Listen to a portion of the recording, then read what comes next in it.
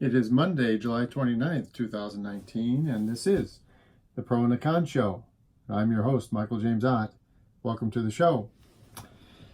I'm doing 15 to 20 minutes pretty much every day. Again, encouraging us to listen to each other, to be open to some ideas and a dialogue.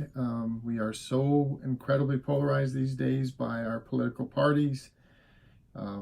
It's ripping the very fabric of our country apart. And there's all kinds of influence on this. And, I think social media is a big problem. We got ahead of ourselves, and I'll talk about that a little bit more in the near future here, a little bit later in the show. But anyway, so let's just talk to the news. So normally I look at 5 different websites, streams of information, from the most right-leaning, which is like Breitbart and Fox News, to the most left-leaning, which is Huffington Post and a little bit less, perhaps, CNN. And so in the news on Breitbart, their main headline, interestingly enough, is let's just charge up the rhetoric, and who cares, okay? But this is their main. Now, this supposedly is a news source, and this is their main headline.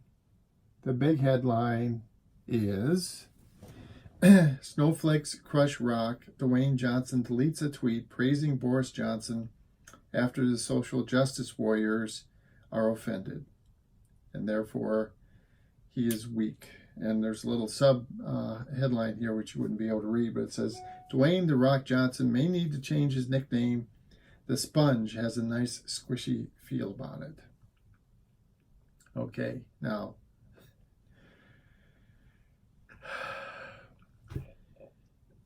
don't we have enough trouble in our lives that that supposed news streams, and some of you follow Breitbart, and that is your news information. Come on, we can do so much better than this. This whole thing where social media has just become, for the most part, this place to yell obscenities at each other for no real valid reason. We're all different. We all have different viewpoints on the different issues, but this kind of stuff, and it's like Mr. Trump when he berates one of the celebrities. He makes fun of Arnold Schwarzenegger because he didn't get good ratings on the Celebrity Apprentice or whatever, all this kind of stuff. Really? Really? The leadership of our country and the people bringing us information, this is the best they can do. It's horrible. I'm sorry. So there's on Fox News, there's a big story about Mitch McConnell. Okay, so Mitch McConnell condemns modern-day McCarthyism, feckless Obama policies, and after pundits call him a Russian asset. So, just want to talk about that just a little bit. So, in previous shows, and I'm going to mention this on a fairly regular basis going forward, our election system is under attack, and this is a factual thing. This is not a point of speculation. It's true. It's under attack, and so we have this social media thing going on that we are struggling with because, like I say, I think we kind of let the technology get out ahead of us. We were really, expecting like Facebook and Twitter and stuff to be these little teddy bear things, isn't that nice? Aunt Martha bought a new car, or she had a birthday today, or whatever. Oh, there's a nice picture of her. Isn't that sweet? And that's what it was for. And people, I think the technology people that were putting this stuff together, they, I think, blindly or they were naive in thinking that that's the kind of protections that would protect people in this kind of environment where people are just sharing nice stories. Well, that's all they did. And the problem is it's morphed, it's mutated. And the fact is that there's a lot of really smart people around the world who are seeking effectively and to weaponize it in the sense that they are wanting to control how things change going into the future. And so they will use the available information about you and try to control what you see, so that you can be influenced. And this is propaganda. This is propaganda 101. And what it is propaganda computerized and digitized and customized for individuals. And there's a stream right to you. And someday, so there's on I mentioned before, there's on Netflix, there's a documentary called The Great Hack. And I strongly encourage you to watch that documentary. It's frightening, especially given that there's nothing that these people have done in the past that can't be done into the future, especially if we don't do something to fix the issues. And also, as they learn more and more about what works in getting people, influenced in the way that they want, this will spread like a virus. And quite honestly, if we all of us don't stand back and say, okay, wait a second here, what's going to very quickly happen is people, let's just use me for an example, people are going to find out enough information about me that they are, no matter what I look at, no matter what website, no matter, it's going to get to the place where, even like television stations are digitally broadcast and can have like custom things. Right now we order it, right? I want to watch this movie, so I order that movie. But in the future, unless we're really careful, all of us are going to get information that somebody else is sending us. Not information that we want, but information that somebody else is sending us. And to be honest, those things might overlap. But the problem with that is, even if people are sending us just what we want as far as information goes, well, the truth is not that one-sided. It simply is not. There are definitely always pros and cons and good and bad and for and against. And if you totally ignore the areas of the truth outside of your little piece that you feel most comfortable with or most supportive of, well, that doesn't change the truth. The truth is all of that. It is the pro and the con. It is the good and the bad. It is the for and against. It's all of those things. And, so quick analogy. So eating ice cream, if you just look at it from the standpoint of personal pleasure, well, wow, most of us would eat ice cream all the frickin' time. But the problem is that fundamentally ice cream is bad for you. And if you were just to sit around and eat tub after tub after tub of ice cream over a period of time, you would get to be the size, I don't know how many thousands of pounds you would weigh. And, your heart would fail and on and on. This is the importance of the whole truth. Okay? Ice cream is good in moderation. Well, looking at your views or your viewpoints is good, but it has to be in moderation. There has to be this consistent review of opposing views, or the con to your pro. All right. So yeah, there's and then because of the intensity of and the fact that people, it's just becoming more commonplace that no one, at least in the public domain, is willing to even acknowledge the opposing view. And what does that do? Well, it just causes hate, because you reach this point where no one is listening to me. You're not listening to me. There are facts, there are truths, and you won't listen.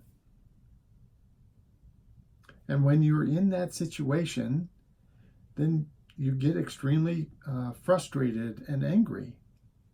And for example, there was a story in one of the information streams. I want to say it was Fox News, where a story about Ted Cruz getting accosted by a group of liberals in an airport.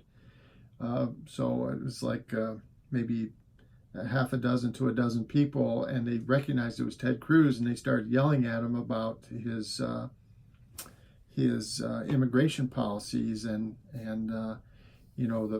what the current administration is doing, supported by Mr. Ted Cruz, to some of the immigrants and immigrant families. And there's a lot of people that are extremely upset about this. And the unfortunate thing is, in every public environment, the various politicians are just, selecting one side or the other, and they're just saying, can't you understand? Don't you get it? I mean, I hope you get it. I hope you understand how just totally, completely ignoring and trivializing the opposing view or the opposing issue makes people furious. You're basically, each politician is like showing the other the hand, or showing the various people like us, all the people around the country. It's like, one or the other, and I'm just going to keep beating the drum on what I want, and this person is just going to keep beating the drum on what they want, and there's no acknowledgement whatsoever that there's actually truth on both sides of that. And because of it, our country is suffering miserably, and it's being cranked up by the social media kind of stuff, and we're not very good at that yet. And then on top of it, we have foreign governments that are,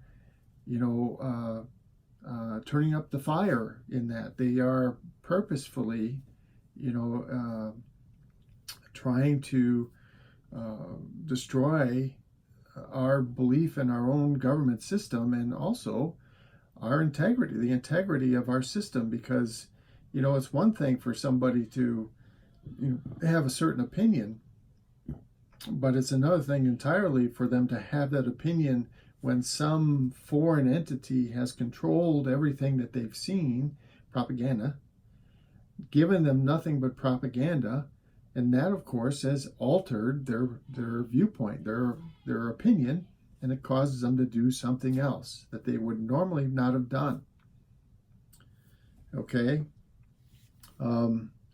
So, I would go through the news a lot more, but there's really not that much action going on. There's a whole lot of political stuff, and this Democrat versus Republican,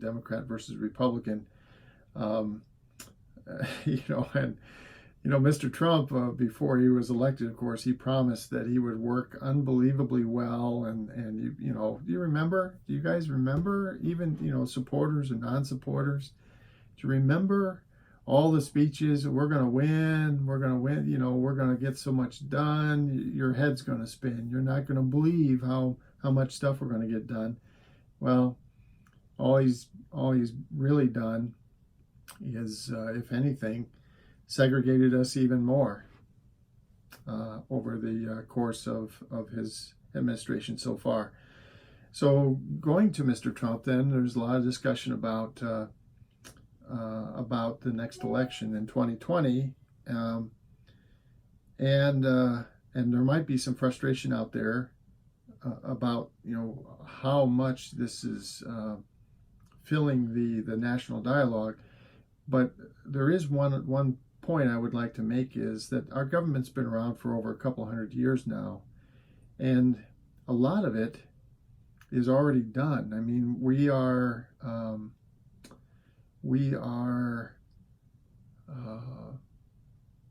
there's a tremendous basis of law and policy already, and we should be fine-tuning it. Okay, as we discover that portions of it aren't working all that well, or things have changed, we should be fine-tuning it. So it's some of the some of the fact that we're not really getting much done in government is inconsequential, because we have this basis of law.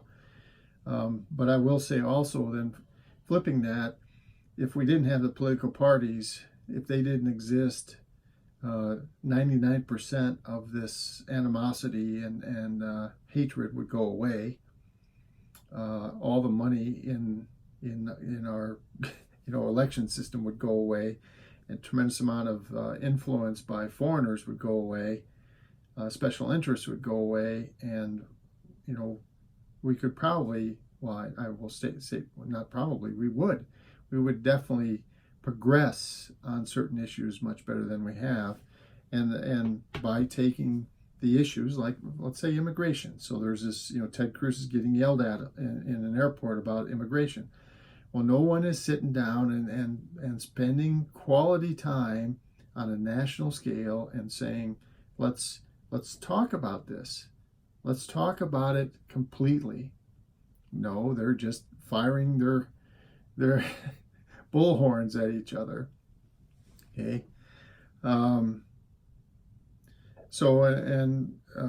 the election, so Mr. McConnell, he's the majority leader in the Senate, and a bunch of bills were passed in the House, and then he just blocked them. And he's just one guy, and he can do that. Why? Because he's the majority leader in the Senate. And that seems to me to be wrong. So again, the political parties, us versus them, having a majority leader. If there's a bunch of people that think that we ought to change or enact a law, then the Senate should at least do that. They should at least take it up and consider it. Shouldn't they? Should one guy just say, no, you can't do that? Again, the political parties are killing us. The political parties are killing us. Let's see here. And then also, I just want a reminder of a couple of things. So Trump has been a lifelong con man. Again, that's not opinion. That's fact. He's a con man. Currently, he's deflecting attention from some of the things that he's done in the Mueller report and the blocking or interference with the investigation into Russian interference in our elections and so on. But he's also suffering from dementia, and this also is a fact. And in support of that, there's a study or a story just in today's news where Mr. Trump again has professed that he believes that he was at ground zero when the Trade Center collapsed, that he was at ground zero within moments after that building collapsed. Okay, he wasn't. It's not true. But honestly, he believes it to be true. Now, the reality was he was in New York City, and he was, there was tapes and interviews with him talking about the resilience of the people in New York and how his buildings are now the tallest buildings. Yes, he said that. And in fact, he was at ground zero like 8 or 9. He's been placed at ground zero like 8 or 9 days after the buildings collapsed. That he went and saw, the carnage, after. But that area there, just hours after those buildings collapsed, this is one of the reasons why the first responders need health care so badly, is because they took in so many harmful chemicals and materials and stuff into their bodies from all the things that were in those buildings, and they were breathing all this and absorbing it through the skin and stuff, that they were suffering mightily from health issues. Well, Mr. Trump wasn't there for any of that. And of course, several days later, all of that had long since settled, and yes, he went and looked at the buildings. But in his brain, he's a hero, because in his brain, his demented brain, he thinks that he was there just hours after those buildings fell. Now, I want one last thing. I'm hoping that everyone, again, being good citizens, whether you like the Democrats or not, our current president is a con man, that's a fact, and he is suffering from dementia, that's also a fact. And so we should be, given that he's a con man, given that he's suffering from dementia, we should at least consider that there could be alternate candidates that might be better than someone who is a con man suffering from dementia, right? And again, because of the two-party system, pretty much are the alternate various Democrats. So those people will be debating on Tuesday and Wednesday night. I will watch the entire length of the Democratic debates, because I'm very much interested in seeking an alternate to a demented con man. And I hope that the vast majority of you will at least open your hearts and your minds to the concept that maybe it would be a good thing to have an alternate. At least look for one. And maybe none of these candidates will satisfy you, and maybe at the end you'll say, you know what, I'd still rather have Donald Trump than these candidates. Well, if that's it, then that's it. That's America in the end, right? But you're not going to know that unless you spend time understanding who these people are and looking at them. And during these debates is a great way to at least learn something pretty important about them. All right, so Monday, July 29th, this is the Pro and Con Show. I'm Michael James Ott, and another show tomorrow, 15 to 20 minutes, pretty much every day. Until then, bye for now.